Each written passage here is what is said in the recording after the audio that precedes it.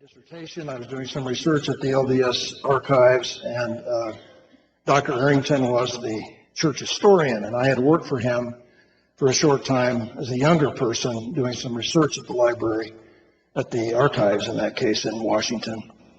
And we chatted, and he asked me what I was doing. I said, well, I'm working for a friend. I'm building houses. I'm the best educated carpenter you'll ever meet. Speaking of cab drivers. And a couple of days later, he called me and offered me a job. And I said, well, what's going on? And he said, well, you know the Moyle family. And I knew nothing about the Moyles except for Henry D. Moyle, who had been a high official in the church. And by the way, tonight, my friends, we're going to use the naughty word Mormon. Historians have a hard time getting away with the current edict about the word. Little side story, I had a student call me about 2 years ago, and he said, hey, I need some advice. I'm teaching 7th grade history at North Ogden Junior High, and I was teaching today, and this little girl became very offended and said, Mr. Blank, you cannot say that word anymore. That's a naughty word. What do I do? I said, I don't know. So we'll use the term. I hope it's not offensive to any of you who are members of that church. Anyway, I went to see Dr. Arrington, and he said, look, the Moyle family has a historical and genealogical association, which still functions, by the way, the James Moyle Genealogical and Historical. Many of you here are involved in that. And they have just donated the papers of James Henry Moyle, and I'd never heard of James Henry Moyle. I'd heard of his son. I had never heard of him. And I'm going to hire you to come and do something with those papers. And I said, do what? And he said, I don't know, something. So I began to meet with the 3 surviving children of Mr. Moyle. I became very close to 2 of them. Sarah, the youngest, I didn't get as close to her for no particular reason, but I became very close to James D. Moyle and to Evelyn Nelson. In fact, her sweet daughter is sitting here tonight, and we're very close. I loved Evelyn dearly as I got to know her and spent all the time with her. So one of the side benefits, besides being paid, I needed a job. I didn't particularly like hitting my thumb with a hammer, which was an everyday occurrence. I got to know a lot of people in that amazing family, and that has continued for 50 years, off and on. Linda took it upon herself to complete autobiography of her father and a biography of her mother. And I was happy to be able to help her a little more on the first one than on the second one. She did pretty much all by herself, but I had been involved earlier with her father, and so I helped her more with that one. I also helped James D. Moyle to write his reminiscence. I'll show you that. Little show and tell. One of his granddaughters came up to me today and said, you ghost wrote it. I really didn't. What I did was help him put his remembrances into what we could, become respectable. And I learned to be very fond of James D. Moyle, as well as his sisters. During the course of that experience, not only getting to know these people, but I began to figure out what to make of this whole thing. And we put together a whole bunch of books with the cooperation of the family. And there's a stack this high of books that were published by the Genealogical and Historical Association that were done basically for the family. One of them was this one. And I'll show you what it looked like when the Moyle family published it first. This was to be the book that I was most proud of, because what I did, we found in his papers boxes of yellow legal pads. He had sat at the cottage in Cottonwood at Lakewood Farm as an old man, very ill, not going to live much longer. Maybe for a couple of years he was doing this. He couldn't sleep at night, and so he would write his memories. He was responding to a biography that was being written by, John Henry Evans. He was having a hard time liking what John Henry Evans was doing because John Henry was a friend of Henry D. Moyle. And I could sense that he was not pleased with what John Henry was doing, which was a blessing because what he then did was say, no, he's wrong about this. Then he would go on and on and on about that person or that particular event. So what I did is I had them transcribe these. There was a stack maybe 2 feet high of these yellow legal pads, and I had them transcribed, and then I literally, this is pre-computer days, used a pair of scissors and cut out germane passages, went into the archives, put 2 big tables together, and just spread them out all over the place and started shuffling them around like playing Tetris. And when I was finished, we had this, and you see here a better version of it. It became very popular. At one time, it would cost you $300 at Sam Weller to have one of these. If you've got one now, it's not worth that much, maybe. But and so Signature Books contacted me, and they said, look, we'd like to publish it again in the Significant Diaries series. I'll show you that. And so Signature Books did that, and this is what you see here, the title page of the Signature Books edition. This was a limited $85. I don't know what it's worth now, but beautiful bit of work. I began to win awards and things like that, and I thought, my goodness, I've made something out of this offer for a job. Do something with these papers. Like what? Something. And this was maybe the pinnacle as far as scholarship is concerned of that effort. Let me tell you just a little bit about James H. Moyle, and then we'll get to Holladay. So Kim won't get mad at me.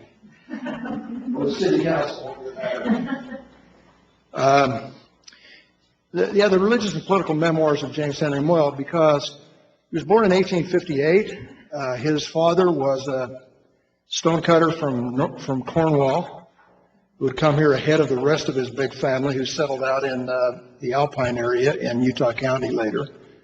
And this young man, his father had come, James Moyle had come ahead of the rest from Cornwall, became the foreman of stonecutters on the Salt Lake Temple project, so he was quite well employed.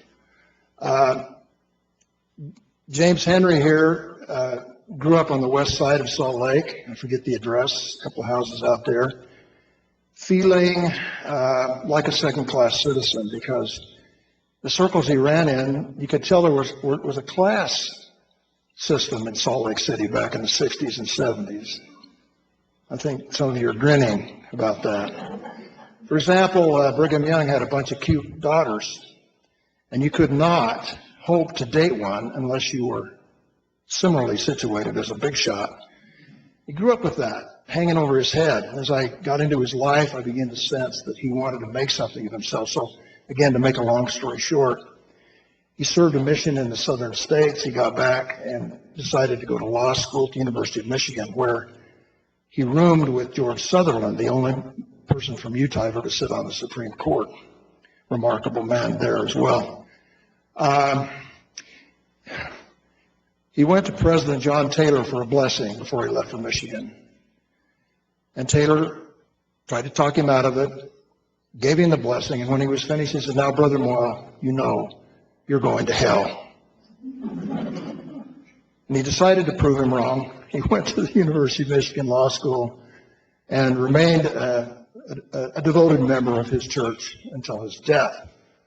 Later served as a mission president in New York City, where he inaugurated the Hill Cumorah pageant. The church has just recently decommissioned. So he remained loyal to his religion, but he had a pretty tough time doing that because by the time he died in 1946, the Mormon church was drifting, as far as he was concerned, way too far into the Republican side of things, and he was a devoted Democrat. And so he struggled with that.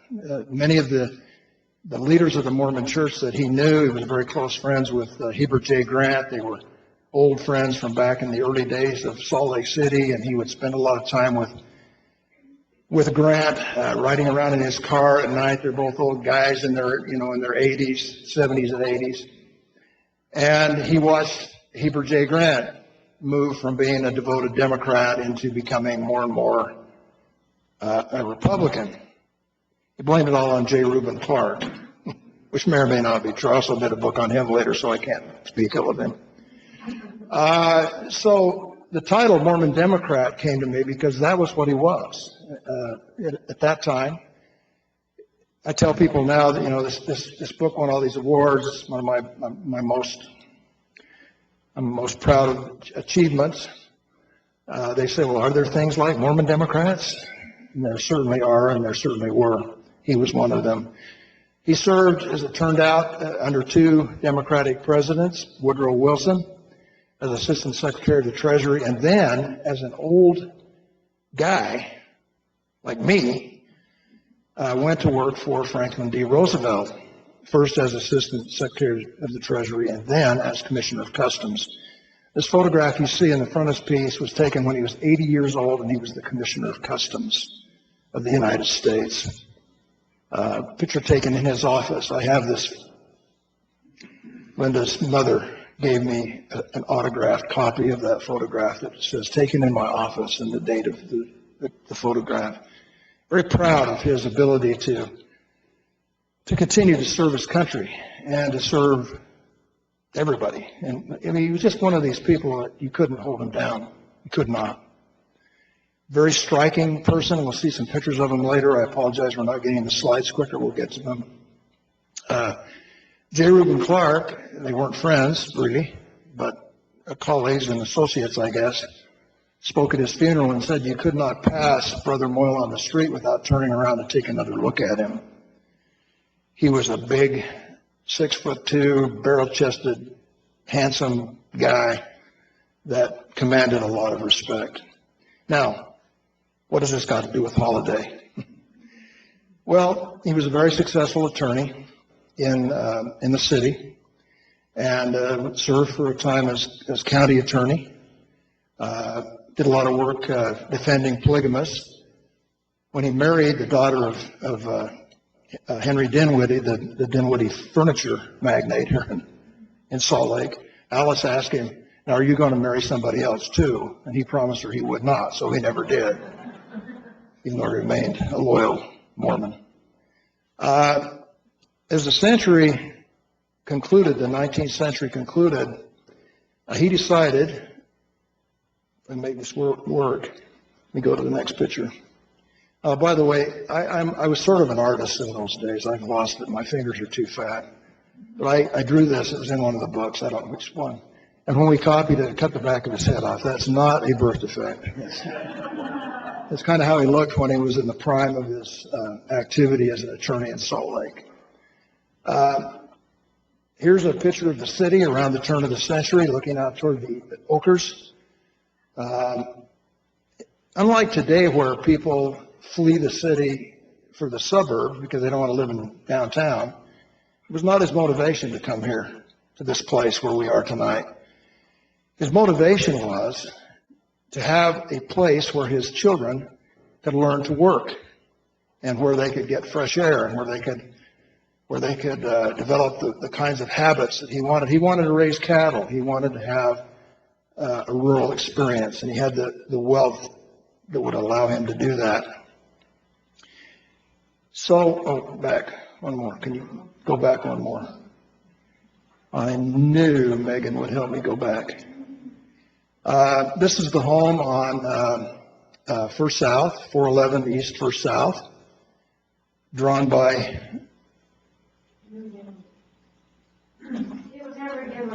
Yeah, but the drawing is by... Karen? I think it's Karen. It is. Oh, your sister? Her sister, yes. Karen Nelson. Karen Nelson Brown. Yeah. The home was suitable. He wasn't fleeing urban decay like people do now or trying to get away from a bad neighborhood. Again, he just wanted a healthy environment for his children. So the first thing that he did in 1897 was to buy a piece of ground at Brighton and build a cottage there. You and I call them cabins today more often, but it was the cottage. I've got a picture of that here someplace. But what he really wanted was a place where his children could do things like this. This is Sarah, his youngest, riding a horse in the lake. I don't know how well you can see that. But I won't take the time. I even have a quote here where he talked about what he wanted for Sarah and for the other children at what became Lakewood Farm. He wanted a healthy environment, a place where they could do what Sarah's doing right here, riding a horse out in the middle of a lake, which makes me wonder a little bit. You Sarah people, I met her, what a wonderful, sweet person she was. But I'd never seen that picture before I did.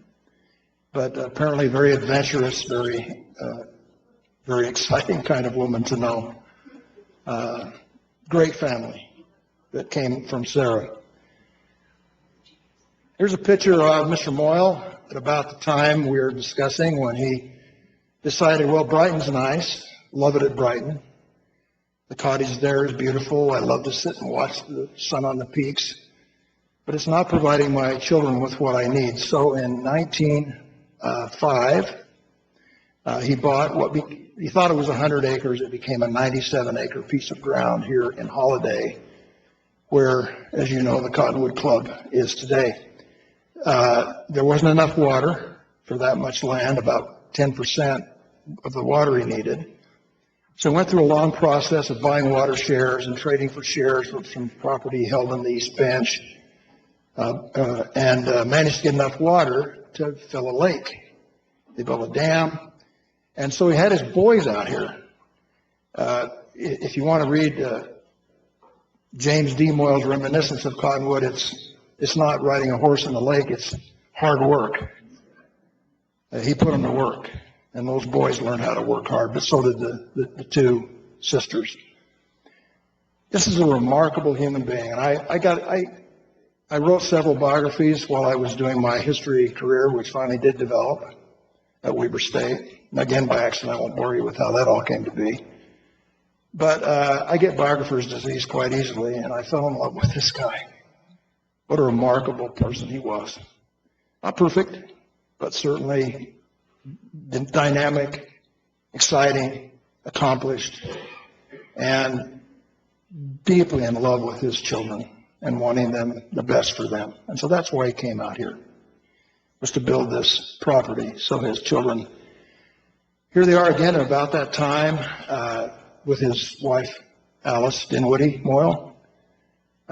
Loving, amazing couple. I found not a shred of evidence of any, can I say this? My wife's sitting here, she's glaring at me, of any difficulty between James H. Moyle and Alice Dinwiddie Moyle. I'm sure there were problems like all couples, but very loving, very thoughtful of one another. Let me get this to know.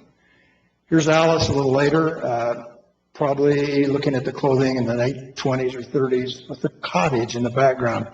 He did not intend to move out here. He thought the house in the city was just fine. He was one of the last people in downtown to get rid of his milk cow. Everybody had a milk cow.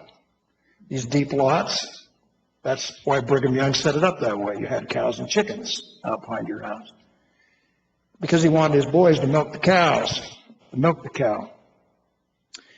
But they eventually moved out here pretty much permanently. And in 1921, while Mr. Moyle was back east serving in the Wilson cabinet, Alice worked hard and constructed what they then called the cottage at Cottonwood, later Lakewood Farm, but they just called it Cottonwood, out at Cottonwood. But everybody recognize this picture? I was when Linda and her daughter Robin Johnson sent me a whole bunch of pictures, and I went through them all. It took me 2 days. They sent me just a load of photographs, and this is the pioneer tree. And when I saw the title, I thought the pioneer tree planted by the pioneers or what? Anybody know why they called it the pioneer tree? Is that the one down on? No. This is up here. This was apparently at the mouth of Big Cottonwood Canyon someplace. And I dug around to see what I could find out about it, and it seems that by one account, that's why they called them the Cottonwood Canyons, because there were these big cottonwoods that had been planted, and this is somewhere near the mouth of Cottonwood Canyon, the pioneer tree. Which, by the way, tonight I hope you'll learn a little history along with the specifics of what we're talking about, Holladay and the Moyles, and what it was like to be here 100 years ago. The old saw that you remind me that there were no trees when they come out of Immigration Canyon. I could swear, but I won't. It's a lot of buffalo chips. There were plenty of trees along the creek banks, cottonwoods, and all of that sort of thing. So that's an old myth. It's been a very useful myth over the years, as you know. This is Highland Drive. I didn't get a date on this. Linda, do you know a date on this photograph? But it's Highland Drive. I don't know the coordinate of where on Highland Drive this is, but during a particularly heavy winter, it appears. So we're out in, it really was a farm. It was not just a playground for some rich Salt Lakers who wanted to come to Holladay when it was still rural and play around, ride horses in the lake. He wanted it to be a working farm, and he invested himself in good stock and studied how to bring good stock into his herd. I'd love to talk about the dog he had that you better look out or you lose the seat of your pants. These were city folk who really wanted to have a country experience. So today, you look around here in Holladay. I've been here many times, and it's a beautiful, beautiful area. I mean, I don't know how to say it.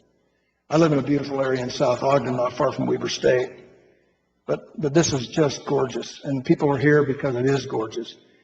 But it was rural. It was out here in the sticks when the Moyles came out here, not to escape the city. Once again, I want to emphasize that, but to become country dwellers and enjoy the benefits of being out in the country. Just hard to imagine a view like that today, right? Houses everywhere, streets, shops, really far away. That was the garden. And I'm sure all of the children, I don't think they cursed their dad, but spent plenty of time out there trying to get stuff to grow in the garden. The barn, drawn again by Linda's sister. The back of it. So we're talking about a farm, the Lakewood farm. The Moyles out here being farmers. Today it's bedroom community, suburbs. It really was a farm in those days. Okay, now this is a map that I want to talk a little bit about this book. I don't want to wander too much. But Linda lent me this book by her cousin Mimi about the Moyles of Lakewood Farm. And if you really want to get into the details of what they did, this book is just amazing. We just got back from Maui, got in this morning at 8 o'clock. So if I fall asleep while I'm talking, you know why. Took it with me, read it while I was there. What an amazing story of the folks out here and the generations that came out here to imbibe that country style of living that Mr. Moyle wanted for his family. You can see the lake there. You can see the bridge. We'll see some photographs of these. Let me go to the next. It's in two pieces if I've got these right. This is the cottage. Because of the water problems they had to drain the lake every year for a while. Well, Mr. Moyle, the lawyer that he was suing the heck out of people to get them to stop making him do that. But they had to do that for some particular reason that I don't really understand. This is the cottage from the side. Beautiful home. this is where, and when I saw these pictures of Linda and her daughter Robin sent them to me, sent chills up my spine because it is in this building that he wrote those legal pads, rest on his feet. Some of them were written like this, like a rainbow. I'd be reading like this. But he wrote that in this building, and so it sent chill up my spine to see that. Beautiful, beautiful building. Here's the bridge in the wintertime. And they just loved it here. This was paradise. Between Brighton and Cottonwood, the Moyles enjoyed the best of northern Utah and worked hard. I mean, that's the thing again, the work that went into all of this. Another picture. I don't think anybody here remembers that. The fountain in winter time. I love this picture. I included it because you get a feeling of the kinds of joy that the kids and their cousins and their friends participated in on the lake. And then Linda's sister turned it into a drawing. Wooden raft. This is the pier. I don't think it has any competition with Santa Monica. Look, my friends, I'm a historian. I'm an old man and a historian by trade, and I've spent 50 years thinking about the past. And you just can't reproduce this kind of stuff anymore. The photographs that tell us what life was like here 100 years ago. I've just included some scenes of what Holladay looked like, some of the buildings that were here. And I'm going to ask some of you who can help me recognize these places. This was a mill where you took your grain to be ground up. I'm trying to remember. Knudsen. Yeah, Knudsen Mill. Anderson Store. I'm not sure anybody here can remember that. Here's the livery. I mean, we're talking, you're looking at, we're James Arness. This is out west, right here in Holladay.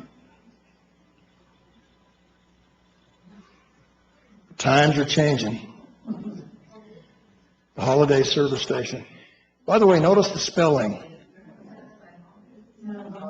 I almost wrote an email to Megan and said, now how do you spell your town? But I looked her up, I was looking her up and I saw Holladay spelled with an A. Yeah, you see the other spelling a lot. Holladay Market, ice cream, meat. Just walk down memory lane. Another general store. Coca-Cola. What a problem. And Nielsen's Lake to Brighton. Can you imagine riding that up to Brighton? Must have been a thrill a minute, eh? Going up the canyon in that. This is the cottage at Brighton that the Moyles constructed up there right around the turn of the century. And he bought a lot of the property there. Many of the Moyles here own cabins there thanks to the foresight of Mr. Moyle, who knew that land was going to be very valuable for vacation cottages, cabins, that sort of thing. And it is a beautiful place. Now I've included some pictures that are going to embarrass some people. This is my dear, dear, dear friend, Evelyn Nelson, with her two little girls. And they have been living back east. And the caption on this that came from Robin Johnson was, Evelyn arrives.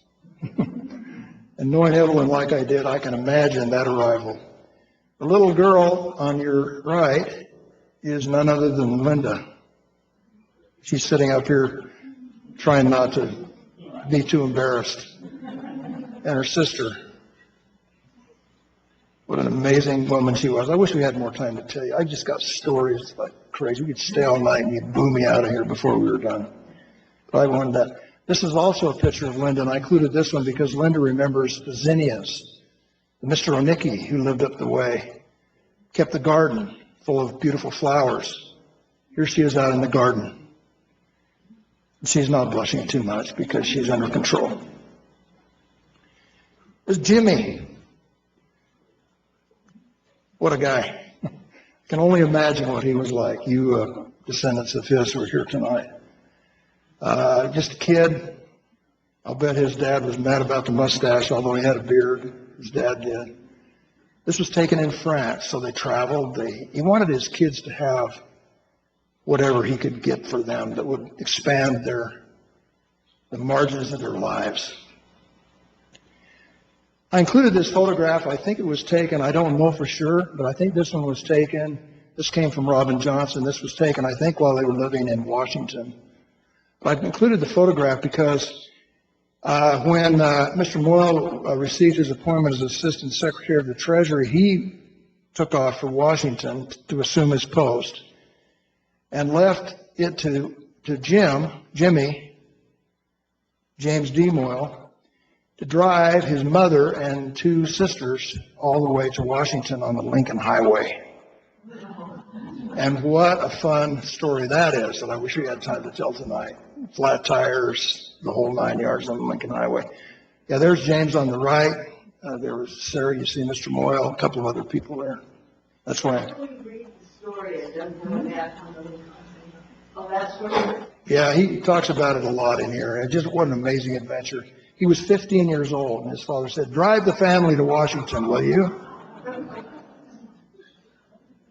James D. Moyle was a remarkable human being, too, and in different ways from his father.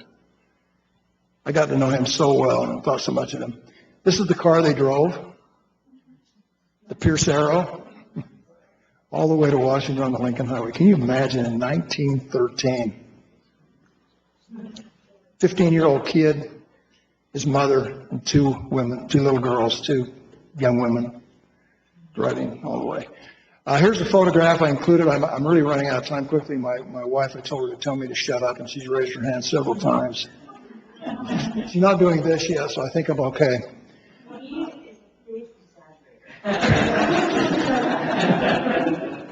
That's part of my shtick.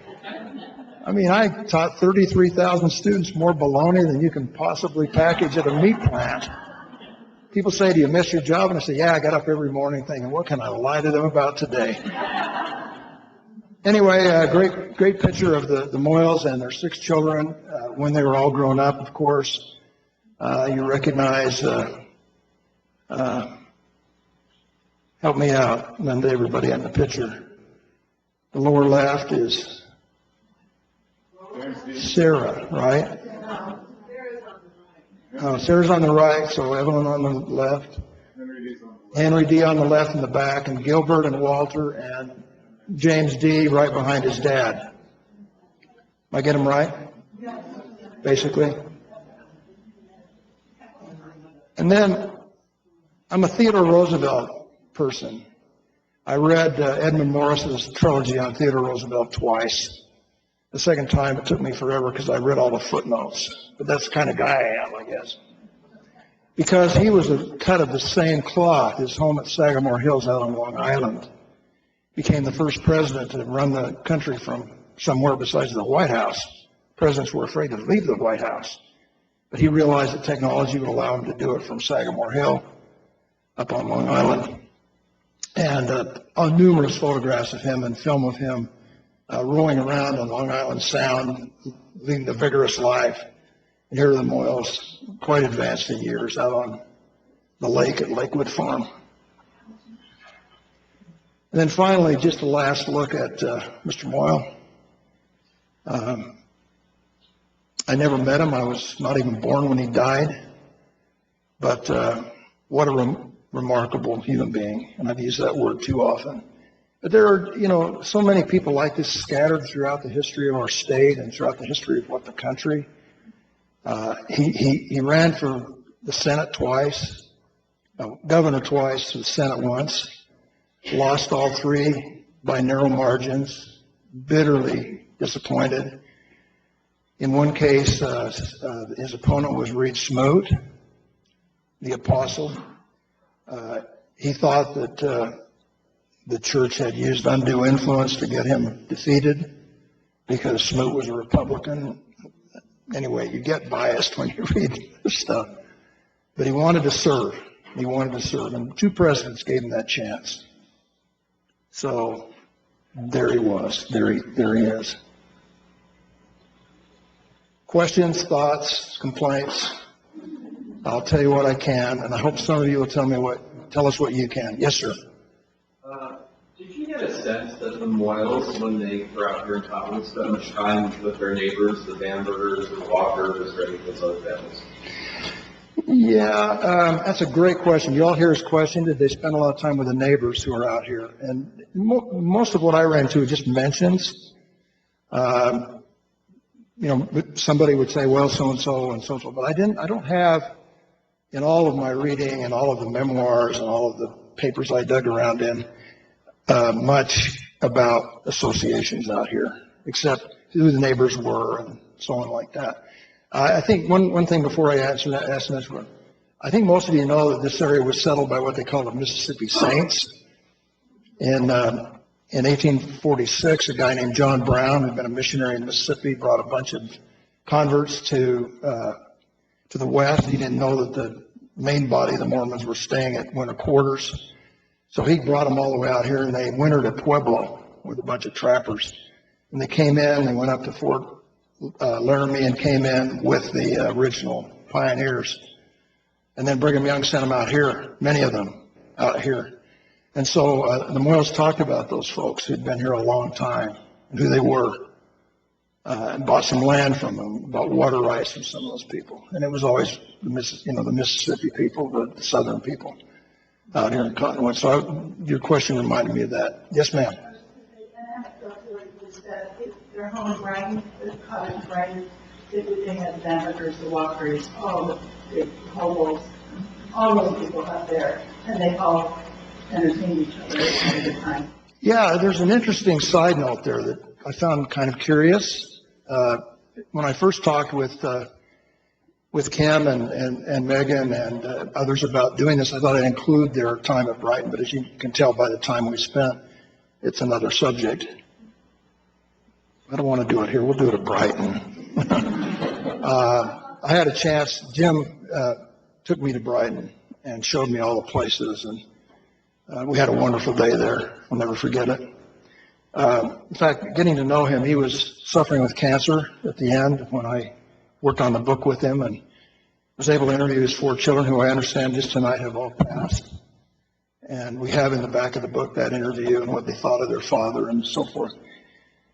But the reason I'm spurred to tell you this, he bought that piece of ground in Brighton to build that cottage and discovered that there were no other Mormons buying land up there. All of the other people at Brighton were Gentiles. The only other Mormon, he said, was somebody who was not a Mormon, really. So Brighton had kind of been discovered by the non-Mormon community. And a lot of people were buying those parcels of ground there. But he bragged, and you find this unusual in Utah in the 1890s, that he was the first Mormon to buy a plot of ground in Brighton. I was quite interested in that. Why that's the case, I don't know. Of course, Brighton's a fun place with history. We know about the famous July 24th meeting at Brighton at Silver Lake when Brigham and his friends learned about the coming of the Army. What a great story that is. I did a book on the Utah War. I could bore you all night with that, too. There's just so much history. I saw a couple of other hands going up. Yes, ma'am. You said that he served in the Treasury Department. Do you remember what administration that was? 2 different administrations.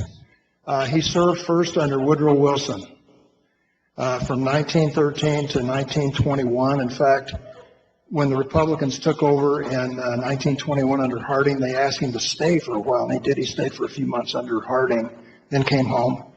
In the meantime, Alice had built the cottage out here.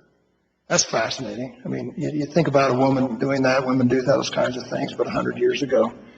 And then When Franklin Roosevelt was elected, he was serving as mission president in New York City, and he went down to visit with Roosevelt, then Governor Roosevelt, after he'd been elected, before he was made inaugurated president in 1933. And he took one look at Moyle, and he's an old guy now, and he said, "I want you in my administration." So I went back and did it again in 1933. And then after a while, moved him as Commissioner of Customs, where that photograph was taken. So two different presidents over the course of 20 years. You want to mention the dollar bill? Yes. If you ever see a movie where they're really trying to be accurate about things, if you go back before 1930, and to help me, 5, you'll notice that the money was a lot bigger. Dollar bills were maybe that big. James Henry Moyle, little old guy from Utah, said that's a waste of paper. And as Assistant Secretary of the Treasury, he cut it down to size. So the small dollar bills you have now are the fault of James Henry Moyle. I never cease to think of that when I see a movie where they screw up and have a little money, or where the good history-grounded producer, director has the big money. Then I know that they know about James Henry Moyle. Anything else? Questions? Yes. I'm not a Moyle, nor do I know much about the Cottonwood area. If I went on a field trip tomorrow, what can I see that still remains of? I'd be the wrong person to take you on that trip, honestly, because I don't know. I know that the Cottonwood Club is the remnant of Lakewood Farm. Also, Linda, her mother, and her uncle had the beautiful home there that those three have lived in. She's living there now. And just across the way, Henry D. Moyle built another beautiful home. So that's part of the farm. Other parts of Cottonwood, they're parts of Holladay. You have to get somebody else. Megan will do it. Gee, the lake is definitely a part of the farm. Yes, the lake is the lake. If you're at Cottonwood Club, that is the lake. That's the lake that the Moyles built. Yes. Has this lecture been recorded? You have several cousins. Yes. Yes. It's on YouTube. Thank you. What's the channel name? Man, I'm really upset now. I should have done a better job. The city of Holladay, it will be on there. So when they go to the city website, The city of Holladay channel. Thank you. great, good question. I will not watch it. I like to think I used to be better, but I think I'm mellowing and maybe getting one or two other thoughts, questions. I hope you've appreciated what we've done, get a feeling for what was happening out here 100 years ago. This great family. Just one last thought about that. Yeah, now come over here. Just one last thought about that. I mentioned to you at the beginning of the discussion how this poor kid who felt abused because of his social status worked so hard as he was growing up and as he was making a man of himself and doing what it takes to be a respectable citizen, serving in the legislature and so on, the 1888 legislature, that momentous legislature. He wanted his family elevated to be a great family, and he succeeded. I'm sure there are a few people in the family who aren't so great, but the Moyle family, as you all know, is a remarkably important, and he could not have done a better job making it one of the great families of our area. Yes, ma'am. So, the two parties have changed a lot. Yes. The history of the United States. Why did he stay? And I know the Democratic Party is very different, than what you would picture now. What a great question. How long have we got? A couple of points. Yeah, I'll cut it down. Yeah. There's a lot of nuances to that, and I'll just, again, try to make it as brief as I can. During the 19th century, Mormons were Democrats. And the reason they were Democrats is because it was the Republican majority in Washington that was persecuting the Mormons for polygamy. All the anti-polygamy bills were sponsored by and championed by the Republican Party.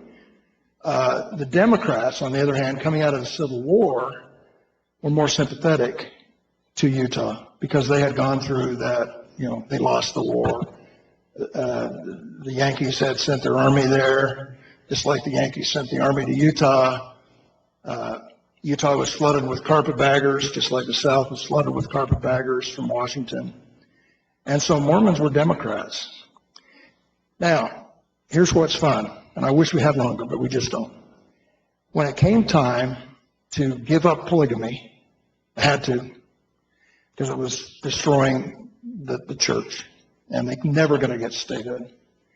When it came time for that to happen, part of the deal that Utahns made with the Republican majority to get their support for statehood was that the church would divide the Mormons into the two national parties. They'd all been members of what was called the People's Party, which was really the Democratic Party in Utah. The non-Mormons were virtually all Republicans, because the Republicans were their friends out of state, who were helping them try to overcome the oppression they felt from the Mormon majority. There's a whole 2 weeks of Utah history there I'm doing in 5 minutes, right? So traditionally, the first part of the answer, traditionally Mormons were Democrats. There's also the tariff issues. There were several other issues like that, and as you're pointing out today, the things that divide the two parties are very, very different. The social issues, that kind of thing. Those were not the problems in those days. It was a matter of tradition and loyalty, really. James H. Moyle attended a meeting in the Gardo House across from Brigham Young's residence. It was a house, beautiful home he built for one of his wives, in which George Buchanan came in the back door. He was hiding because of polygamy. And he said, we're going to abandon the People's Party, and we want you all to think about becoming Republicans. And he was very offended that Cannon would make such a request. And then he tells in the book, the Mormon Democrat, about how the church sent out what he called gumshoers. I've never figured out what a gumshoer was, but he called them gumshoers to all the communities in Utah and around Mormondom to divide the people between the two parties so that the Republicans could hope to elect people from Utah in exchange for statehood. Somebody asked me the other day, why won't the Congress support Puerto Rico to become a state? It's true that now at least a good plurality of Puerto Ricans would like statehood. They have a plebiscite every few years, divided among independence people, statehood people, and stay the course Commonwealth people. Every time they do that now, it gets bigger and bigger for statehood. The answer is because Puerto Rico is full of Democrats. So if you're Republican in Washington, you want 2 more Democrats in the Senate? So it was a similar kind of thing. They didn't want Utah as a state until they had a shot at getting a Republican elected to national office from the state of Utah. And of course, they were able to do that. Reed Smoot defeated Mr. Moyle for the Senate. And they were able to do that by these gumshoers who went around. It was mostly just tradition, to be brutally honest with you. There were issues, like the tariff, that separated the two parties. Yes? When you said they kind of forced them and divided, Well, there are stories, and I start by saying there are stories. There are stories that they went to some congregations and they said, all right, brothers and sisters, all of you on this side of the room are now Republicans. You're the new Republican Party chairman in your community. All of you on this side are now Democrats, and you're the Democrat Party. You're going to have a meeting at your house tonight and organize the Democratic Party in Portage or Monroe or someplace. Those stories are rife. I don't know how accurate they are, how widespread that happened. There's another story that an apostle named John Henry Smith went to a town in Cache Valley and went up and down the street, the road, every other house and said, you're a Democrat, you're a Republican, you're a Democrat, you're a Republican. Now, for a lot of you, that's like, well, that's crazy. Would they do it? And the answer is, yep. They would, except for James Henry Moyle. He said, He told George Q. Cannon that very day in the Gardo House, I am a Democrat. I must remain a Democrat. And Cannon apparently said to him, that's fine, Brother Moyle. You can remain a Democrat at your own risk. Mary Ellen? Yeah. Well, it was a deal they made with the Republican Party, and it came from the top of the church. Yeah. There wasn't one specific person. Well, Brigham Young's son, John W. Young, am I getting the middle initial right, was the one who kind of brokered the deal with the Republicans in Washington. And that was part of the deal. Get rid of polygamy, divide the Mormons into two parties, and we got a deal. Unfortunately, I'm going to go way, way too long, but one last thing. Unfortunately for the Democrats, unfortunately for the non-Mormons in Utah, it just turned out that both parties were dominated by Mormons. And so the non-Mormon community did not benefit. In fact, in the plebiscite for statehood, a study was done by a colleague at Utah State who's no longer with us. Stephen, you remember his name? Who was able to show that 3 out of 4 non-Mormons voted against statehood because they knew that both parties would be dominated by the Mormons, which was true. Although there were non-Mormons elected, Simon Bamberger, someone mentioned. I love that. I love his story. He was a great friends with James Moyle. He was back at a meeting back east someplace, and somebody said, well, how can you be a governor in Utah? I mean, you're not a Mormon. He said, it's perfect. He said, it's the only place in the world I could be a Jew and a Gentile at the same time. Thank you all very much.